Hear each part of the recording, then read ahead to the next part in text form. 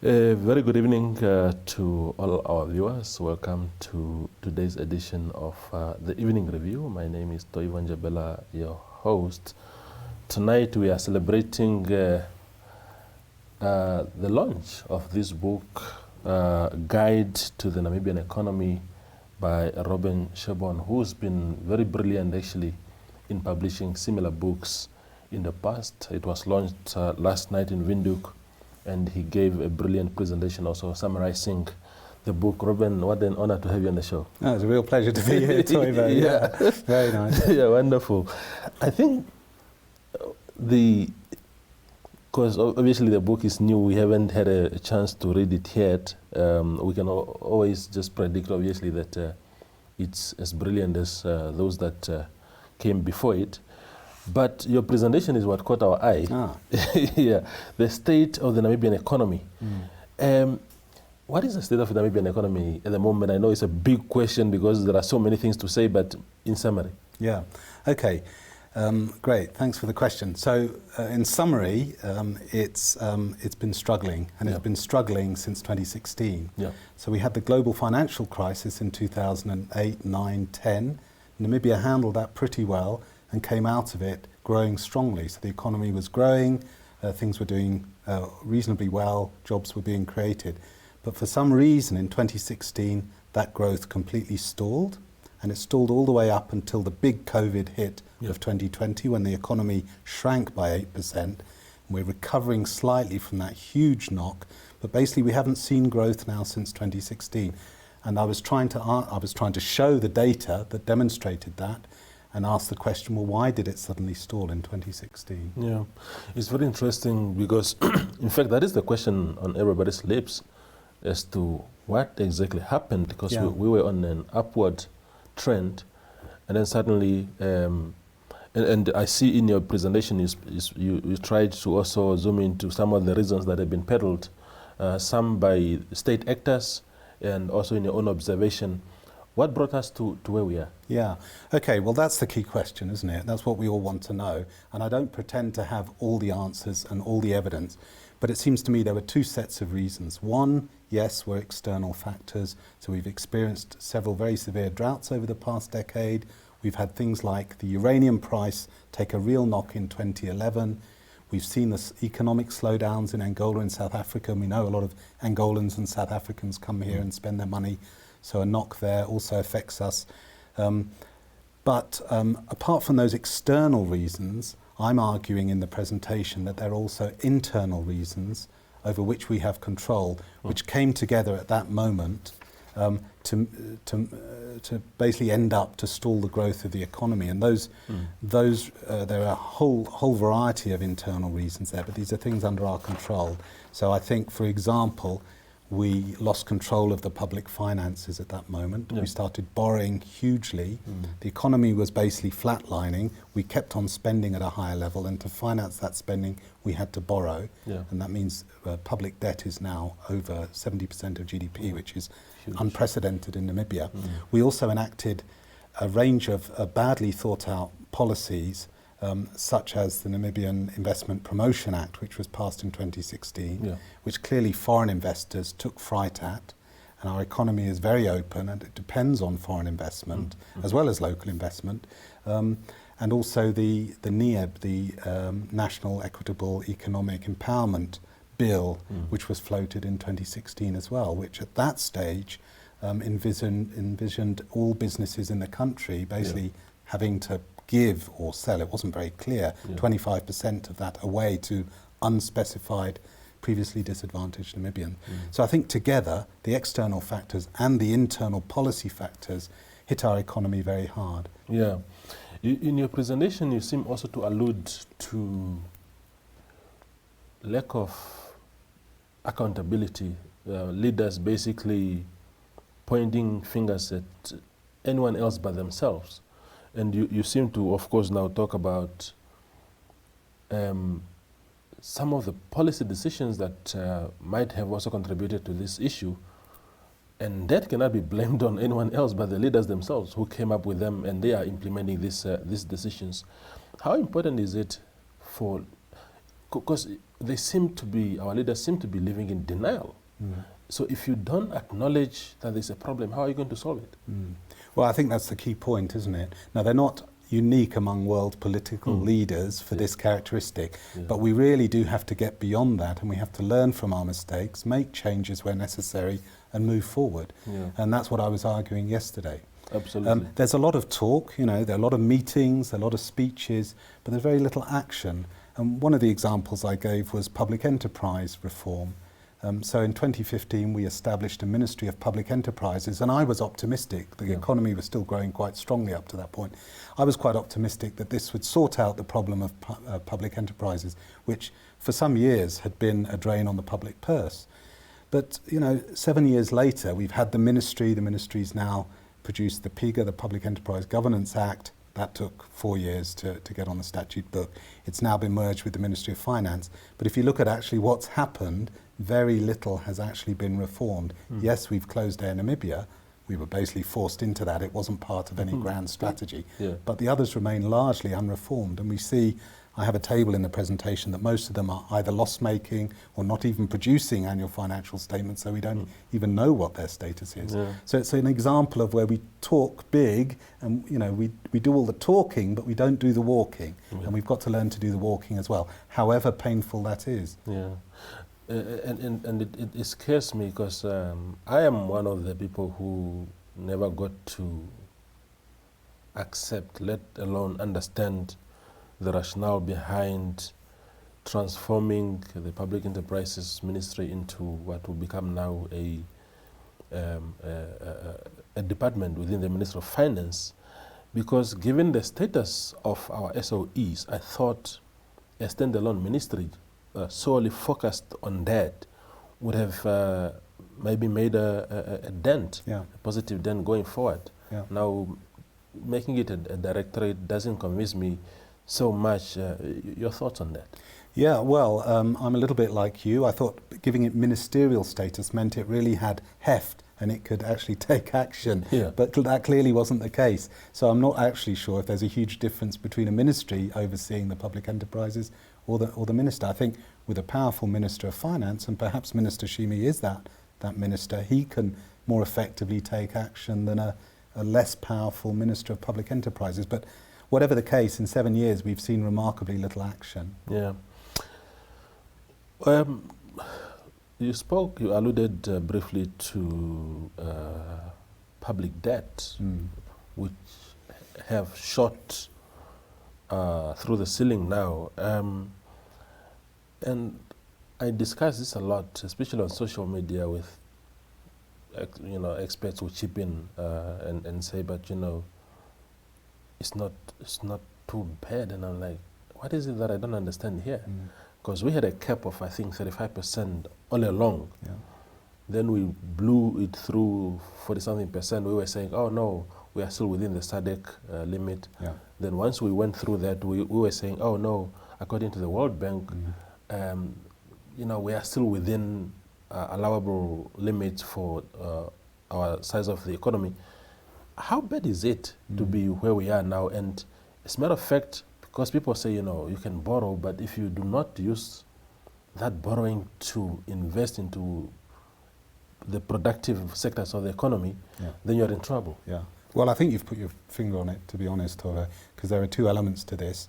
There is, yes, you can borrow, but if you borrow too much, you get to a stage where lenders aren't going to lend to you unless you lean very hard on institutions like the GIPF, which we've been doing, to be fair. But you're certainly not going to get, with the credit rating downgrades that we've experienced since 2016, you're not going to get foreign lenders coming in and lending to us.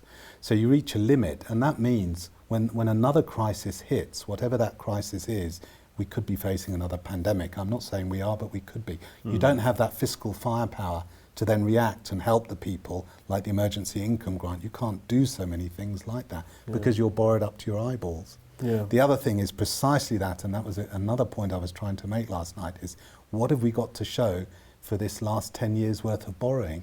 Just after the financial crisis, our debt to GDP ratio was around 20%.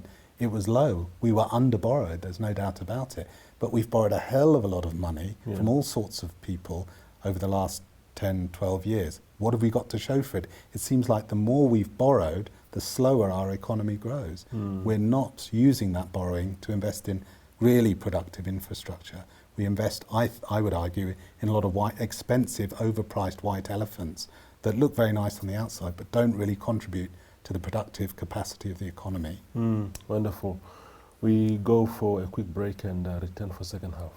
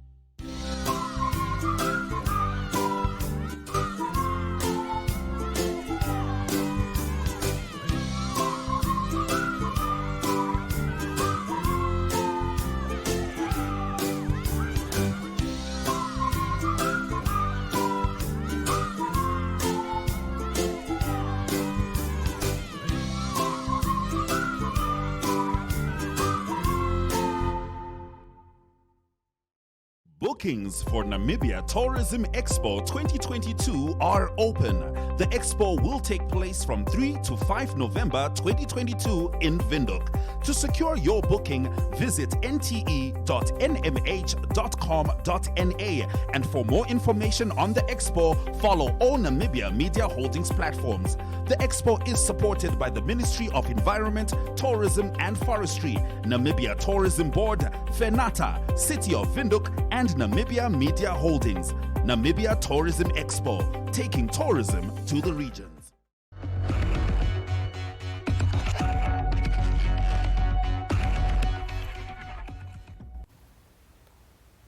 We continue our conversation with Robin Sherbourne. Well, one of the things that caught the attention of many people, and I saw it circulating on WhatsApp groups in particular this morning, was where you asked the pertinent question of, do we take policy seriously? And then you went through a lot of things to sort of drive your point home. What are we getting wrong in terms of policy? You are mentioning the green schemes, you're talking about the EPZ, the Namibia Investment Promotion and Development Board, and all that. Good question, and again, I'm being quite critical. I produced one slide of my presentation with this critique of policy making, but I could have produced many more. I just selected a number at random. If you read my book, you'll see, and I don't criticize harshly, but I lay out the facts as I see them. I could have named a lot more examples. I think a number of things go wrong, and it's because we don't take the more technocratic approach to a lot of what we do very seriously. Everything becomes politicized or subject to interest groups, lobbying. So we don't often design policies properly. There's a lot of wishful thinking. You know, we'd like this to happen, but it's not hard-nosed enough. Then there's weak implementation very often. Then there's fundamentally flawed legislation. I've mentioned some examples already. And then there are things just taking too long to really get through the system.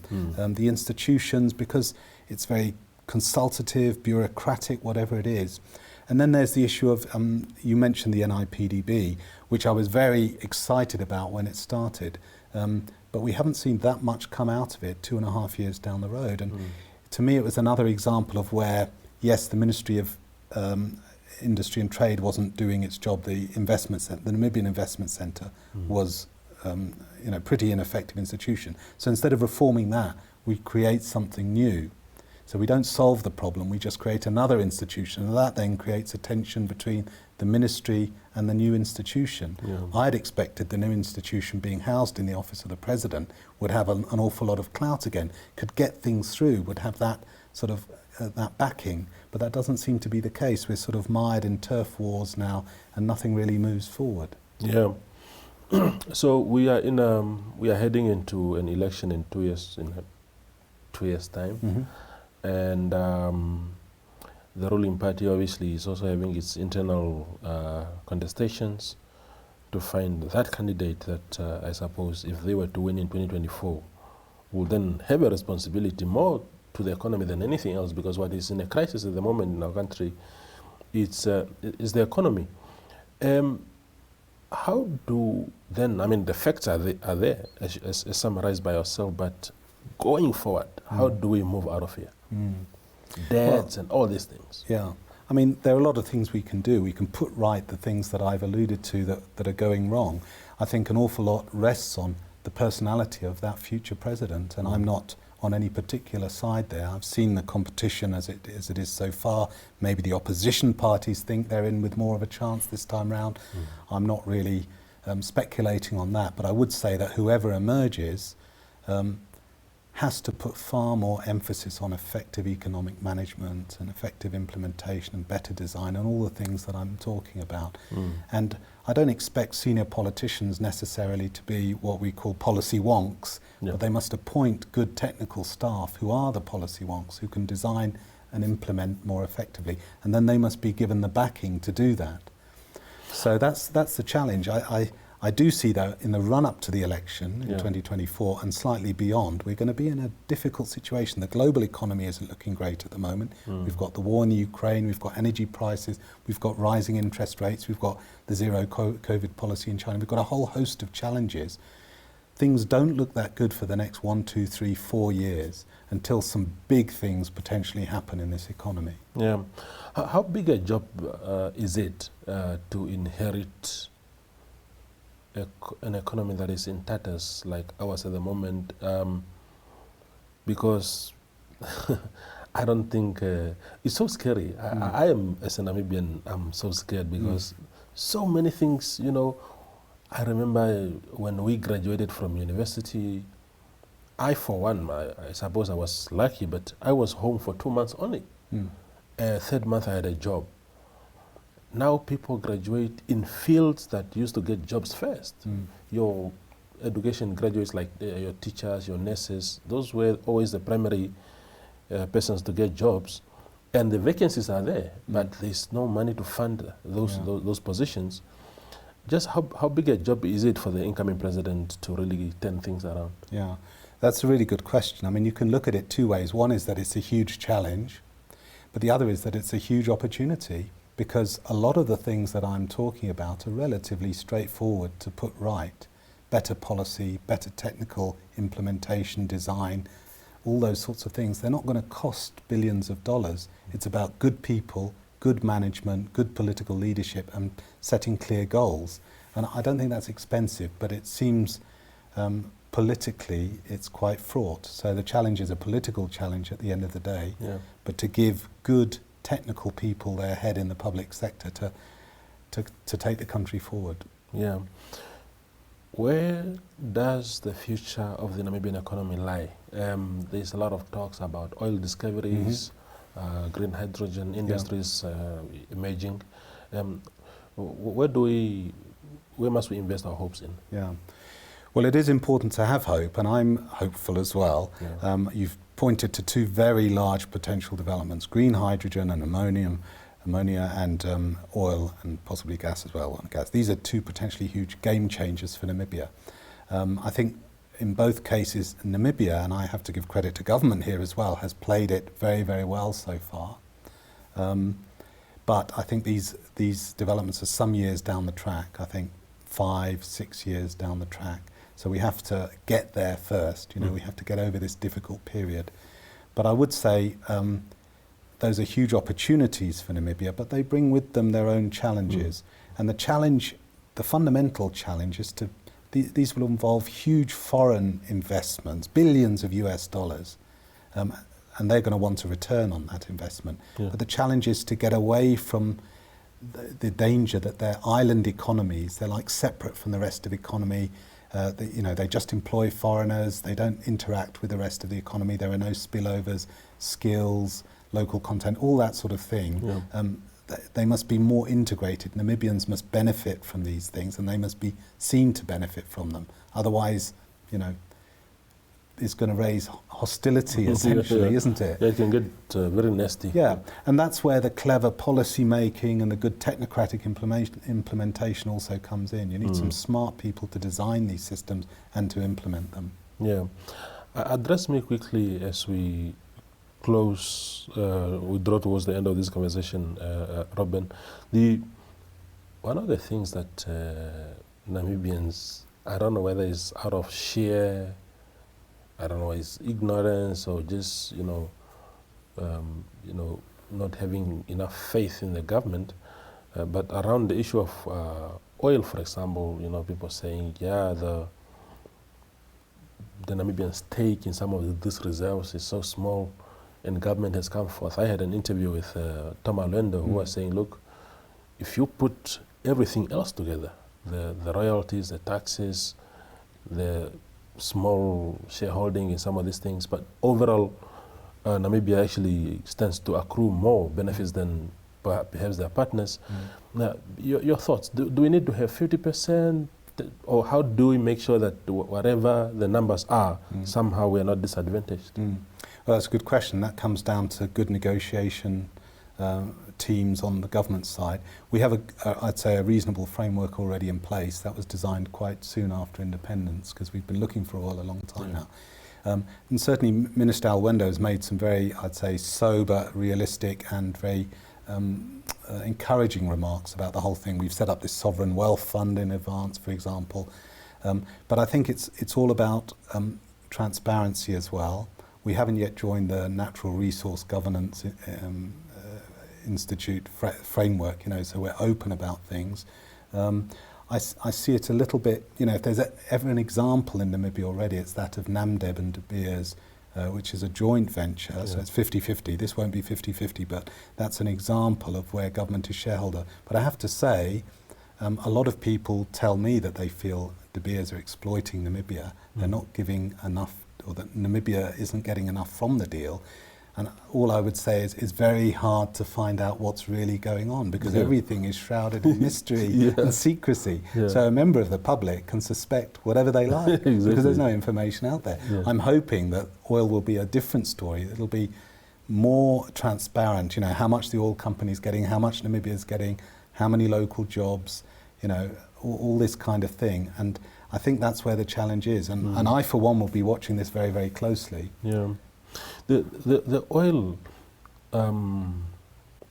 if you look at African examples, countries, the leading producers, your Nigerias, your Angola, our neighbor here,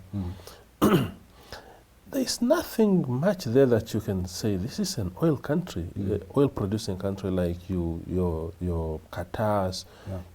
Other countries, especially in the Middle East, have done very well for their economies. What lessons can we learn from the likes of other African countries that have really struggled to just, come out of the doldrums? Yeah, absolutely. Again, you've put your foot on it, your finger on it. I wrote my last quarterly economic review about this subject exactly. I looked at sub-Saharan African experiences of oil and gas, and there are certainly lessons you can learn there. I'm confident that Namibia will learn those lessons and will avoid their mistakes. I believe that. I've listened to Minister Alwendo, I've listened to other people. It sounds pretty good at this stage, but it's still early days. It has the potential to transform pretty much everything in this country, not least government's finances. But we've seen African governments, some of them, get into trouble even before the oil revenues start flowing, and we want to avoid that. But it could mean a much more generous grant system, for example, or a basic income grant, something like that. It opens up all sorts of possibilities. Absolutely. Robin, congratulations on this wonderful book. We'll go through it from the front page to the back. Where can it be found, and how much can one get it for? Okay, you can buy it at the Book Den, but I think there's a markup involved there. If you go straight to the IPPR, just contact info@ippr.org.na and Ndeshi will help you, or you pass by the IPPR in town here and just give Ndeshi your $300 and she'll give you a copy of the book. Wonderful. It's an absolute bargain at $300. I'm I can tell sure. you. Dollar per page, it's a bargain. I'm sure. It's so thick, my friend. Thank you for thank coming you to very the much, show. Toy, man. Yeah, I Great pleasure appreciate to be it. here. Yeah, that was Robin Sherbourne. He's author and economist, and this is his latest offering. Really, really important, especially in the times that we are in. Grab yourself a copy and have a lovely evening.